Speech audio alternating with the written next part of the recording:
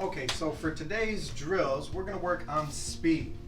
And speed kind of correlates into the agility and the plyometrics, explosive speed and power. So the things that go along with speed in order to make your body quicker and faster is you have to coordinate properly. Arms and legs have to work together in conjunction, not opposite, opposing each other. That's going to cause you to really slow down.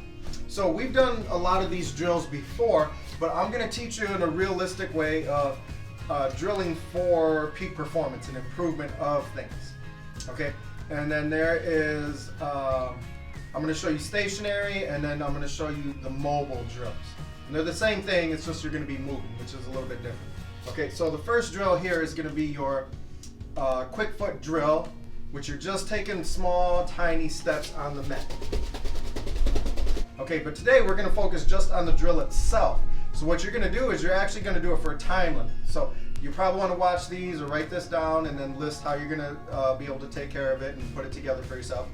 All right, the first one, quick feet drill. Small baby steps, 20 seconds. You only do speed drills for 20 seconds, maybe 30, because you want to be able to move fast and you got to have the endurance and condition for it. So it's just small pitter-patter steps. Like that. And I stay in place. If you look at me from the side, so it looks like I'm running in a really small, tight, cramped box. And I'm not able to move forward or backwards at all. That's how you want to make those movements. So you notice my arm movement is little because my foot movement and leg movement is little and small. So I have to coordinate those to work together. So do that one, 3 sets, 20 seconds each. Okay, the next drill is going to be actually bringing that foot up off of the ground a little bit for a baby kick.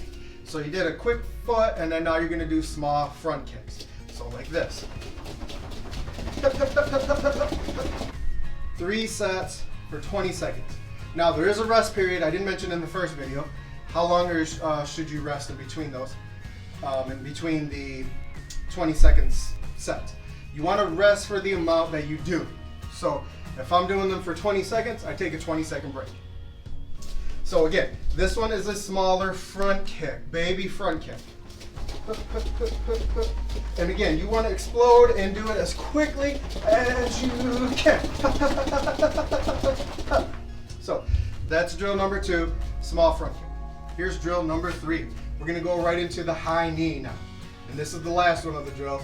So high knee drill, same thing. You got to have the same intensity. Being that it's going to be a bigger movement, you are going to move your arms more than when you did the smaller movement. So we start out low, medium, high. Here we go for high knees. It would be 20 seconds. Get as many of the knee pitches in as you can. Right? High knee meaning the knee must come up at least waist height. If you're not bringing your knee up waist height, then you're kind of doing a mid-level knee, small knee pitch. You want to get it at least waist height. So from the side, because it's a bigger movement, it is a little slower, but you're still trying to do it with that same amount of speed and intensity.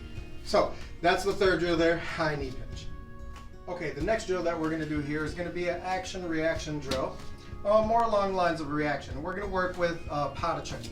Very simple, basic counter roundhouse kick. I'll show you that kick here really quick, just so you, in case you don't know what it is. It's a skip back, and then throw my roundhouse kick. Okay, watch me again.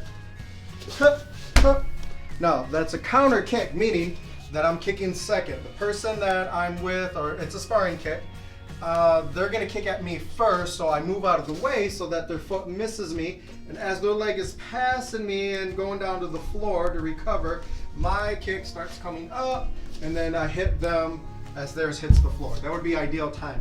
So that's what you're always trying to work towards on that kick. However, just practicing the kick over and over and over is a very, very, very good thing to do, because it's going to build up that muscle memory and the mechanic and the skill of the technique.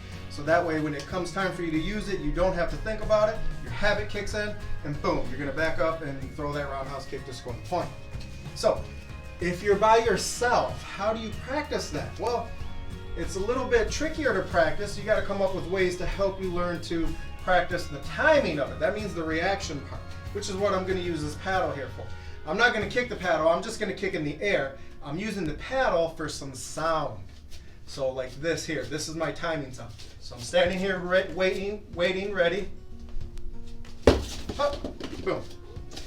I'm just listening for the sound of the paddle hit the ground. Hup, and then that's when I execute the kick. I'm trying not to look at it, so I'm going to throw it back behind me a little bit more. Hup, hup, and that's when I execute. So now that's what's called a sound timing drill. I'm going based off of sound, not necessarily sight or activity that's going on here. So it's not the best way to do it, but it is going to allow you to develop some type of reaction skill, because I do have a little bit of timing pressure with the sound. I don't want this to happen. Or at least this is what you don't want. Huh. Very delayed reaction to it.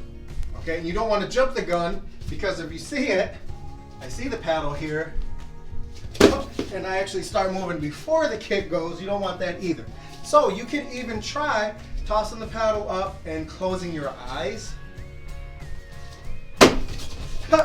That way it's a total reaction drill. You're just moving to the sound of when the paddle hits the floor. So that's going to be your action reaction drill for the day. Counter roundhouse kick or pot of chagi with a reaction.